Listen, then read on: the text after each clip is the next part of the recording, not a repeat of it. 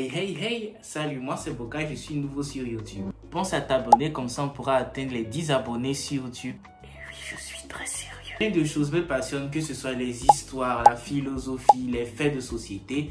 Donc, je pense qu'on vivra une très belle aventure, toi et moi. On va parler de tout ce qui m'intéresse et tout ce qui pourra vous intéresser. Bref, assez parlé. Qu'est-ce qui m'a poussé à faire cette vidéo? Je pense que je ne suis pas le seul dans ce cas, mais j'ai beaucoup eu du mal à comprendre ce que d'autres personnes pouvaient ressentir, surtout le concept de maladie mentale. Et on va en reparler un peu plus tard sur cette chaîne. Donc je disais que j'ai du mal à comprendre tout ce qui peut toucher, on va dire, la défaillance mentale, comment des personnes peuvent ne pas se sentir bien dans leur peau, les personnes par exemple qui se scarifient ou d'autres même qui mettent fin malheureusement à leur jour. En Afrique surtout, on observe un certain scepticisme autour de la question du bien-être mental. On stigmatise les personnes qui sont atteintes de défaillance mentale. C'est quelque chose globalement qui n'est pas pris au sérieux. La preuve même, les personnes dans la rue, surtout à Abidjan, les personnes qui, on va dire, qui ont des maladies mentales, on les appelle tous fous. On ne cherche même pas à savoir quel trouble mental particulier ils ont, sachant qu'il y en a plus de 300 selon l'OMS. Et puis bon, quand une personne souffre de ce genre de maladie, on a plus tendance à chercher une explication mystique, spirituelle, plutôt qu'une explication rationnelle. Par exemple, du jour au lendemain, je généralise, je sais que c'est pas forcément ça la schizophrénie, mais je dis que j'entends des voix, des choses comme ça. D'autres vont dire que c'est peut-être l'Esprit Saint qui me parle. Je ne suis pas en train de juger les croyances des autres. D'autres vont dire que c'est l'Esprit Saint qui me parle, bien toute autre explication spirituelle, alors que c'est peut-être simplement le début d'une maladie mentale, en l'occurrence peut-être la schizophrénie. Comme je le disais plus tôt, l'être humain a du mal à comprendre les concepts qui lui sont étrangers. En l'occurrence ici, on aura du mal à comprendre le mental, on va dire les troubles mentaux d'une autre personne parce que ça ne nous touche pas directement. Je ne sais pas si je suis assez clair. Je le disais, j'ai été dans le cas des personnes qui ne comprenaient pas les troubles mentaux, même si je savais ce que c'était, mais la dépression, les envies, je ne peux pas dire ça, le mot sur YouTube, je ne comprenais pas et récemment, j'ai vu à quel point ces choses étaient sournoises. Alors, qu'est-ce que j'ai vécu? Parenthèse, je veux être assez discret sur ma vie privée, donc je ne vais pas trop entrer dans les détails, je vais rester volontairement flou, mais je ferai tout pour que vous puissiez quand même comprendre ce que je suis en train d'expliquer. Je suis une personne qui est quand même assez introvertie. C'est vrai que maintenant, j'essaie de plus le cacher, de paraître être une personne sociale, mais à l'intérieur de moi, ce n'est pas franchement le cas. Je pense que je souffre d'anxiété sociale. Ça ne se manifeste pas partout, mais souvent, je suis très anxieux à l'idée, par exemple, ne serait-ce que de partir à l'école, c'est bizarre, hein? Ne serait-ce que de partir dans les lieux publics où il y aura plein de personnes.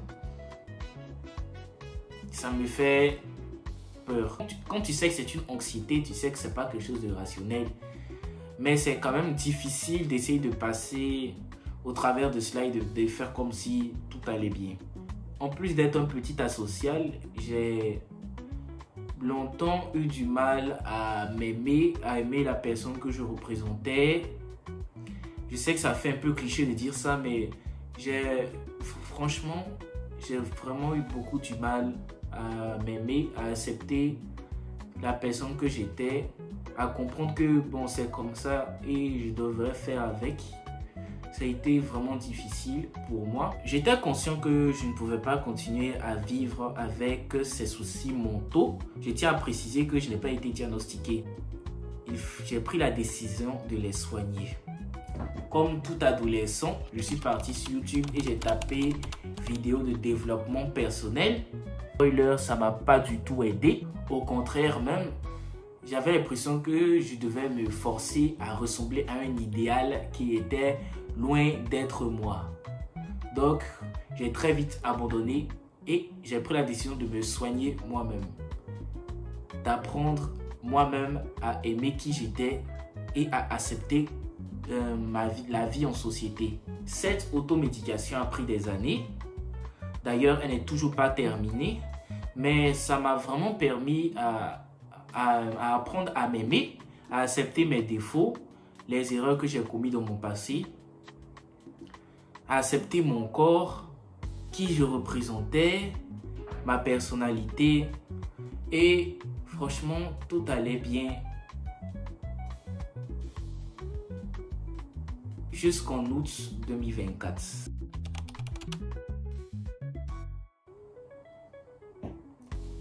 Faites très attention aux réseaux sociaux. C'est vrai que ça permet de partager de bons moments, mais souvent ça peut t'enfoncer ou réveiller des troubles que tu avais soigneusement dissimulés sous des draps. L'espace de quelques temps, tout ce que j'avais construit, l'idéal de personne à qui je vais correspondre et que les premières fondations que j'avais posées, les premières briques que j'avais posées pour la fondation finale, tout s'est effondré. J'étais revenu à la case départ.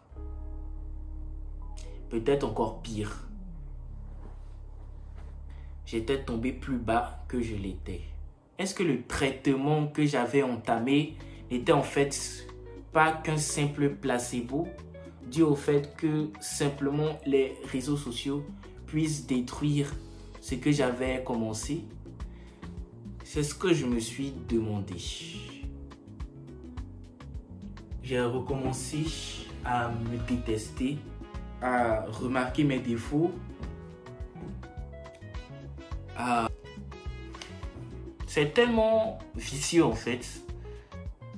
Tu es dans un cercle vicieux. Tu remarques tes défauts, tu te détestes et ça continue. Pendant cette période sombre, plein de questions trottaient dans ma tête.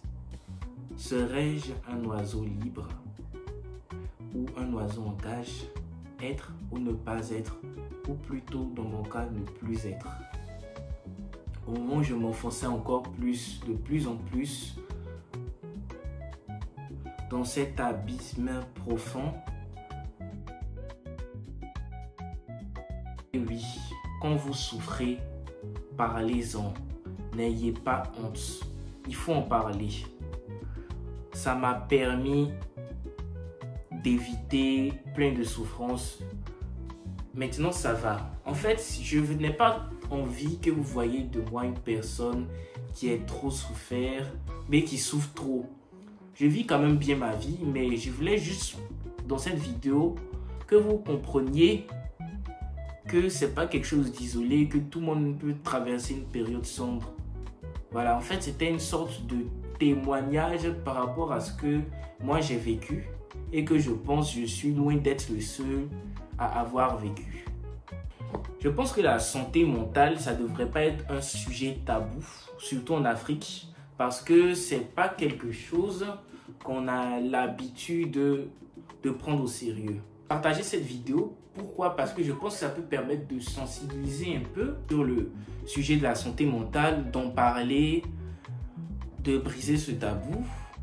Si vous me voyez quelque part dans la rue ou je ne sais où, je ne veux pas que vous gardiez une image de personne en détresse mentale, parce que bon, c'est pas ce que je souhaiterais que vous reteniez de moi, mais plutôt une personne qui a appris à accepter sa part d'ombre et à aller de l'avant.